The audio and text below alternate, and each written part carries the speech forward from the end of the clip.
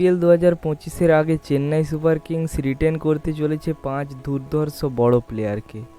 মহেন্দ্র সিং ধোনিকে এই আইপিএল 2025-এ খেলতে দেখতে পাওয়া যাবে নাকি সেই বিষয়ে বিস্তারিত আলোচনা করব এবং আইপিএল মেগা অকশনের আগে চেন্নাই টিম কোন কোন প্লেয়ারকে দল থেকে বাদ দিতে চলেছে তা জেনে নেব।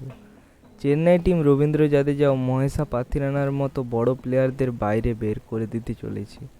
এই টিমে যারা দুর্দান্ত খেলে এসেছে তাদেরকে পুরোপুরি বাদ দিতে চলেছে চেন্নাই টিম এবং শুধুমাত্র 5 জন প্লেয়ারকে রিটেন করতে পারবে সমস্ত টিম। এই ভিডিওতে চেন্নাই সুপার কিংসের সম্বন্ধে বিস্তারিত আলোচনা করব।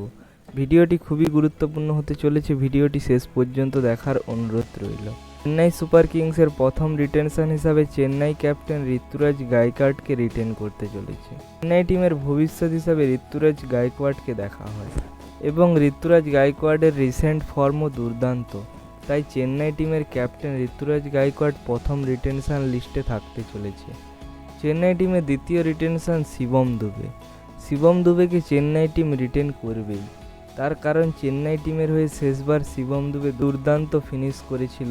এই রকম ভারতীয় অলরাউন্ডারকে ছেড়ে দেওয়ার ভুল করবে না চেন্নাই টিম। তৃতীয় রিটেন প্লেয়ার মহেন্দ্র সিং ধোনি আগের বার দুর্দান্ত খেলেছিল, এইবার ধোনি খেলতে চাইলে চেন্নাই টিম অবশ্যই রিটেন করতে চলেছে।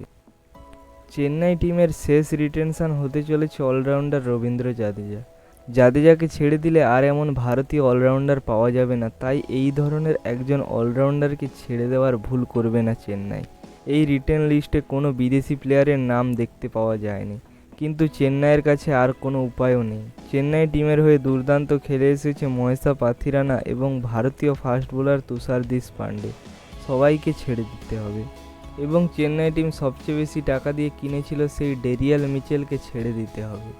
একটি আরটিএম কার্ড থাকবে, সেই আরটিএম কার্ড দিয়ে চেন্নাই টিম বিদেশি প্লেয়ারকে কিনতে পারে। ডেরিয়াল মিচেল প্রথম টার্গেট থাকবে। এই ছিল আজকের আপডেট। পরবর্তী আপডেটের জন্য চ্যানেলটিকে সাবস্ক্রাইব করে রাখুন। আইপিএল ও ইন্ডিয়ান টিম সংক্রান্ত ও ইন্ডিয়া বনাম বাংলাদেশ সংক্রান্ত সমস্ত আপডেট পাওয়ার জন্য চ্যানেলটি সাবস্ক্রাইব করে রাখুন। ধন্যবাদ সবাইকে।